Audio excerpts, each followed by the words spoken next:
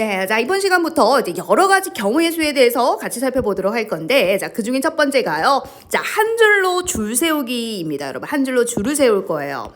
자, 예를 들어서 얘들아, 자, A, B, C라는 세 친구가 있어요. 이 세 친구를 일렬로 세우겠다라는 겁니다. 자, 그러면, 자, 첫 번째 누가 설 건지, 두 번째 누가 설 건지, 자, 그리고 세 번째 누가 설 건지를 정해줘야 되겠죠. 자, 그럼 우리는 이제 초등학교 때는 어떻게 했어요? 맨 첫 번째 올 수 있는 경우 A라고 했을 때, 자, 두 번째는 B가 올 수도 있고, C가 올 수도 있고. 자, 그럼 자연스럽게 세 번째 C가 여기 와야 되겠죠? 자, B가 여기 와야 되겠죠. 자, 그리고 첫 번째 만약에 B가 오는 경우에도, 자, 첫 번째 B가 오는 경우, 두 번째는 A하고 C가 올 수 있겠죠? 자, 그럼 여긴 C가 올 것이고, 여기는 A가 올 것이고, 이렇게 구할 수 있잖아요.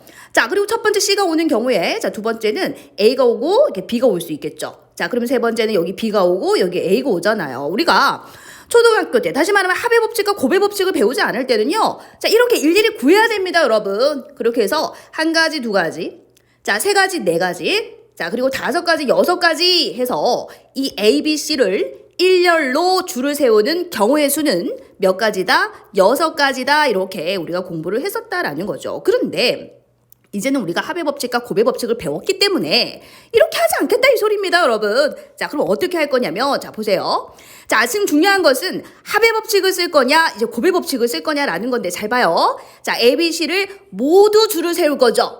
자, 첫 번째 줄에 A가 오고, 그리고 두 번째 줄에 B가 오고, 무슨 법칙이야? 고배 법칙을 쓰겠다 이 소리입니다. 자, 첫 번째, 그리고 두 번째, 자, 세 번째, 자, 우리는 고배 법칙을 쓸 거예요. 보세요. 자, 첫 번째 올 수 있는 경우가 A, B, C 세 가지죠. 이게 A, B, C 세 가지입니다. 세 가지.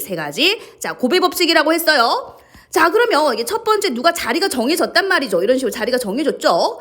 자, 그러면은 여기에는 이제 올 수 있는 경우가 자, 한 명을 빼야 되겠지. 여기 만약에 A가 왔다고 한다면은 A를 빼고 나머지 두 명 중에서 올 수 있겠죠, 여기에. 그래서 올 수 있는 경우가 두 가지다 이 소리입니다. 그러면 세 번째 칸에 올 수 있는 경우는 몇 가지예요? 자, 자리가 이제 두 개 정해졌잖아. 예를 들어서 여기 A가 오고 여기 B가 왔어요. 그럼 남은 한 사람이 자연스럽게 오는 거 아닙니까? 그래서 여기는 한 가지다 이 소리인 거야. 그럼 얘들아, 아까도 여섯 가지였잖아. 그럼 이번에도 몇 가지예요? 여섯 가지 나오는 거 보이시죠?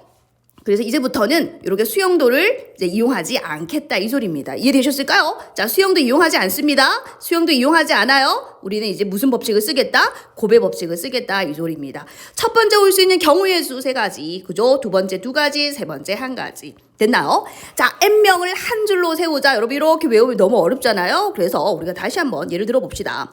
자, 5명이 있어요. 자, A, B, C, D 이 5명이 있는데 이 5명을 자, 일렬로 세우겠다는 거야. 일렬로. 자, 세우는 자, 경우의 수를 물었다라고 칩시다. 자, 경우의 수를 이렇게 물었어요.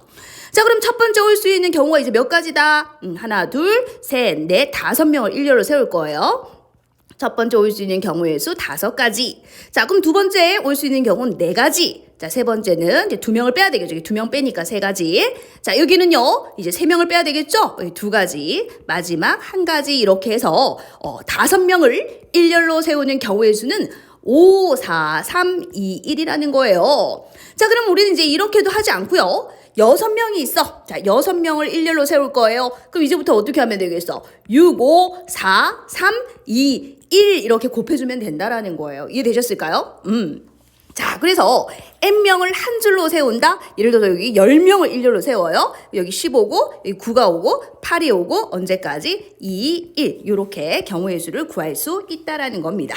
자, 이해할 수 있을까요? 자, 그러면 이번에는요, 이 N명을 한 줄로 세우는 거 말고, 이 N명 중에서 2명만 뽑아보겠다라는 거예요. 이것도 어렵지 않아요. 여러분 보세요. 자, 그대로 갈게요. 자, 지금 내가 A, B, C, D 5명 중에서 몇 명을 뽑아서 2명을 뽑을 거예요. 이렇게 2명을 뽑아가지고 일렬로 세우겠다라는 거야. 어렵게 생각하지 마세요. 자, 그럼 첫 번째 올 수 있는 경우는 A, B, C, D 5명이 다 올 수 있잖아. 왜냐면 2명을 뽑을 수 있는 모든 경우의 수를 묻는 거야. 2명을 뽑아서 일렬로 세우는 모든 경우의 수를 구하는 거기 때문에 첫 번째 올 수 있는 모든 경우의 수가 A가 올 수도 있고 B가 올 수도 있고 C가 올 수도 있고 그지? D가 올 수도 있고 E가 올 수도 있잖아. 그래서 첫 번째 올 수 있는 경우의 수는 5가지다 이 소린 거야. 그럼 어쨌거나 한 명이 정해졌잖아. 한 명이 누군가 정해졌겠지 이렇게. 자 그럼 여기 올 수 있는 경우의 수는 나머지 4명 중에 한 명일 거잖아. 그래서 올 수 있는 경우의 수가 4가지죠. 그래서 20가지 이렇게 된다라는 거야. 이해되시겠지? 자 그럼 이번에는 쌤이 2명이 아니라 3명을 뽑아볼게. 자 3명을 뽑을 거야. 자 그럼 어떻게 되면 되겠어요? 그지? 곱하기 얼마만 하면 되지? 그지? 한 명 더 세우면 되니까 자 이제는 2명이 세워진 거야. 자 이렇게 세워졌다고 치자. 자 그럼 여기 올 수 있는 경우는 나머지 3명 중에 한 명이잖아. A가 올 수도 있고 B가 올 수도 있고 D가 올 수도 있겠지. 3가지죠. 그래서 곱하기 3 이렇게 해주면 된다라는 거죠.